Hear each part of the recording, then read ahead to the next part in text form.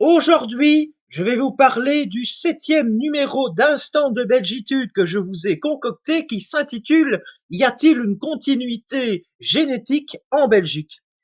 Alors dans cette vidéo, je vais vous prouver que contrairement aux messages gauchistes ambiants et nauséabonds, non, la Belgique n'a pas été une terre de brassage ethnique et que le fantasme d'une terre belge toujours métissée chez les gauchistes est là pour justifier la fin de notre civilisation, la fin de notre patrie. Et qu'est-ce que le métissage, me diriez-vous? Selon le Larousse.fr, je cite, union féconde entre hommes et femmes d'origine ethnique différente. Selon le dictionnaire Le Robert, je cite, mélange, croisement de groupes ethniques, personnes, de races, animaux, de variétés plantes. Et d'où vient le peuple belge? En fait, la Belgique fut habitée depuis près de 100 000 ans par des êtres humains appelés néandertaliens.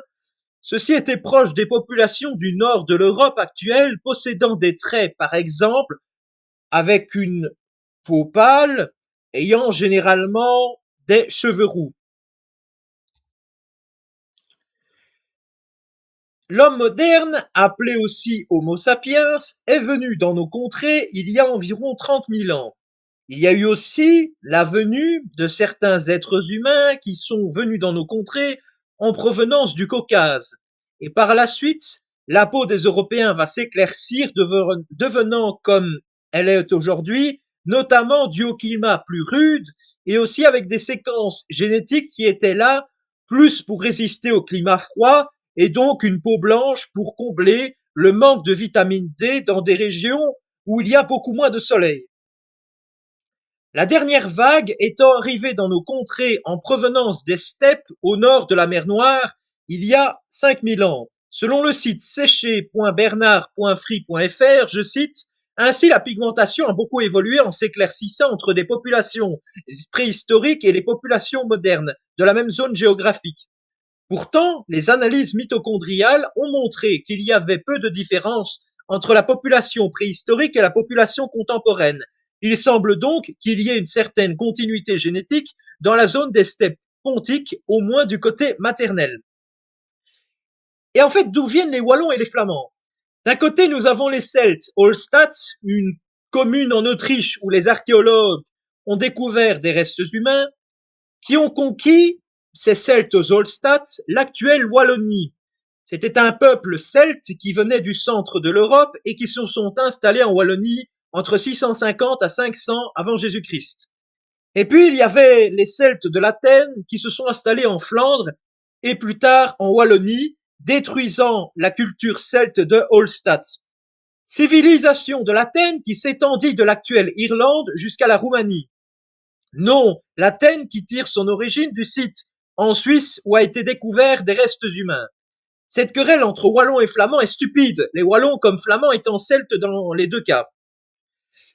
Ce n'est seulement qu'à la fin du 5e millénaire avant Jésus-Christ que la Wallonie fut colonisée par les agriculteurs.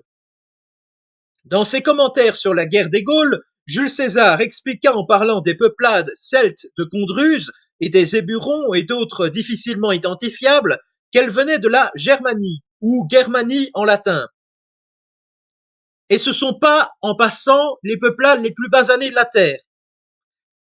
Plus tard, Tacite parlera pour les Nerviens, d'origine germanique, une autre tribu celte sur le territoire belge. Ceux-ci peuplaient un territoire entre le Brabant wallon jusqu'à l'ouest de la Dyle. Pourtant, quand Jules César parle de Germanie ou Germanie, il parlait plus de géographie que d'ethnie. Pourtant, les Celtes se trouvaient de part et d'autre du Rhin. En 109 avant Jésus-Christ, les Cimbres et les Teutons s'étaient établis entre la Sambre et la Meuse.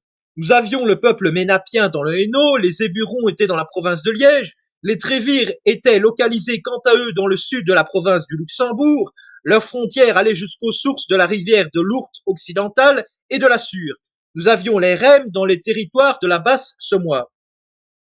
Les Gallo-Romains avaient mis en place une politique matérielle, religieuse et linguistique, et donc il n'y avait pas eu de métissage, et de toute façon, les Italiens de l'époque étaient des blancs comme nous.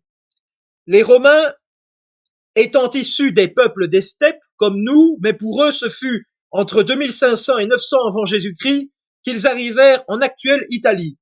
Déjà à l'âge du fer, les Romains avaient un génome très proche des populations de la Méditerranée actuelle. Les invasions barbares eurent lieu entre la fin du IIIe siècle et la fin du Ve siècle de notre ère. Un de ces peuples barbares issus des invasions va s'installer dans l'actuelle Belgique, ce sont les Francs.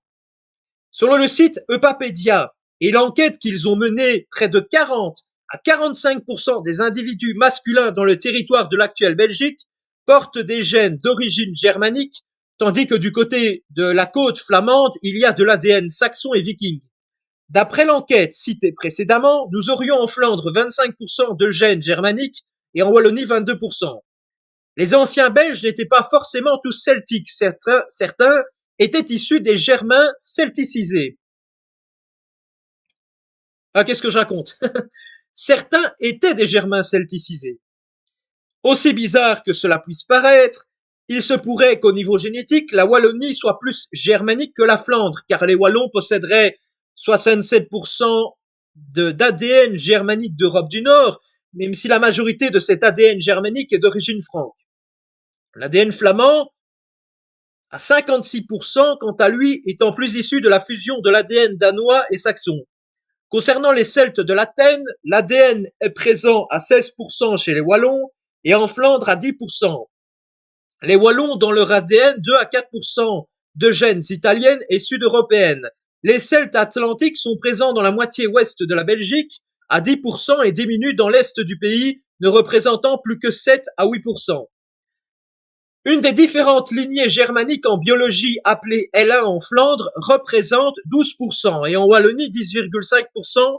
La sous-clade groupe génétique J2A1, qui est le plus répandu dans l'ensemble de la Belgique, est d'origine très probablement romaine, car propagée par ceux-ci. Bref, le patrimoine génétique de la Belgique et de l'Occident n'a pas bougé depuis 5000 ans, même si il a pu peut-être avoir à la marge quelques métissages, mais évidemment pas du tout significatifs en nombre, de même pour quelques échanges culturels à la marge. Le monde européen a toujours été, en tout cas jusqu'aux années 60, avec la venue des premiers extra-européens, blancs.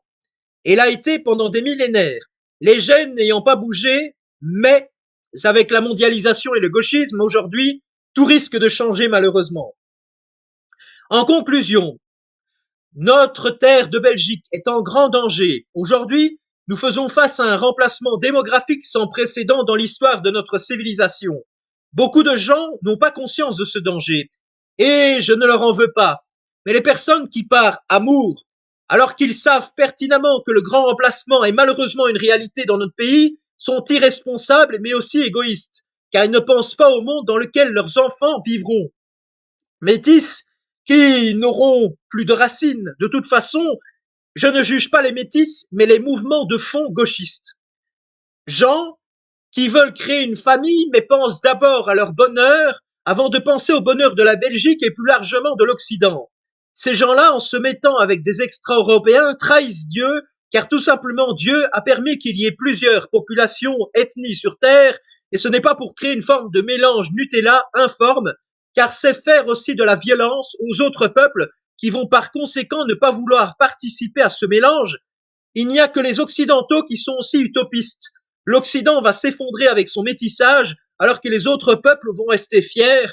Nous serons en gros les dindons de la farce. Nous ne serons fait cocufier par les extra-européens qui, soyons honnêtes, ne sont pas franchement toujours nos amis, loin de là. Ils sont même jaloux de nous. Toute personne promouvant le métissage ou y participant activement en temps de crise adhère à l'œuvre de l'Antichrist. Si l'Occident n'était pas en danger civilisationnel en tant que catholique, cela ne me poserait aucun problème. Qu'une personne blanche, s'il y a un amour véritable, aille s'accoupler avec un extra-européen. Mais aujourd'hui, je vais utiliser un terme très dur pour qualifier notre époque de bâtardisation, tout simplement car une personne européenne allant avec un extra-européen trahit ses ancêtres. Et c'est comme si, au lieu d'aller avec une personne de son peuple, donc comme dans une union d'un mariage, cette personne trahirait son peuple, comme si c'était sa conjointe, et allait voir ailleurs, avec une extra-européenne.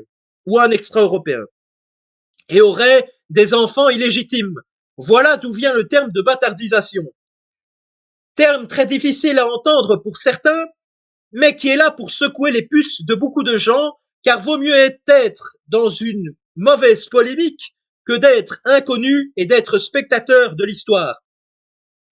Voici la définition de l'article 2 que l'ONU, en 1948, donnait au terme de génocide. Je cite, l'article 2 précise, le génocide s'entend de l'un quelconque des actes ci-après commis dans l'intention de détruire en tout ou en partie un groupe national, ethnique, racial ou religieux comme tel. A. Meurtre de membres du groupe. B. Atteinte à l'intégrité physique ou mentale de membres du groupe. C. Soumission intentionnelle du groupe à des conditions d'existence devant entraîner sa destruction physique totale ou partielle. D. Mesures visant à entraver les naissances au sein du groupe. E. Transfert forcé d'enfants du groupe à un autre groupe. Dans le cas de la Belgique actuelle et en Occident, nous avons aujourd'hui des meurtres, du djihad au quotidien, visant exclusivement des blancs et rarement l'inverse, donc des meurtres racistes. Donc la première condition est actée. De même pour la seconde condition. Concernant la troisième condition, en effet, aujourd'hui en Belgique, il y a une soumission de plus en plus forte face aux extra-européens. Concernant la quatrième condition, il y a une entrave des naissances, notamment malheureusement due au métissage, de plus en plus fréquent. Métissage aussi qui arrive souvent, malheureusement, par des viols de la part des extra-européens. Mais la cinquième condition, heureusement, à l'heure actuelle, n'a pas été actée.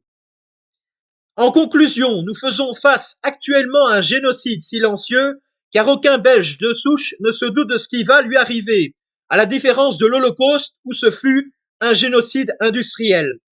En tout cas, à très bientôt pour une prochaine vidéo. Je vous souhaite une bonne soirée ou une bonne journée. Que Dieu vous bénisse, que Dieu vous garde, que Dieu sauve la Belgique, que Dieu sauve l'Occident. Et en tout cas, à très bientôt pour une prochaine vidéo. Et aussi, vive le roi, ne l'oublions pas. À très bientôt pour une prochaine vidéo.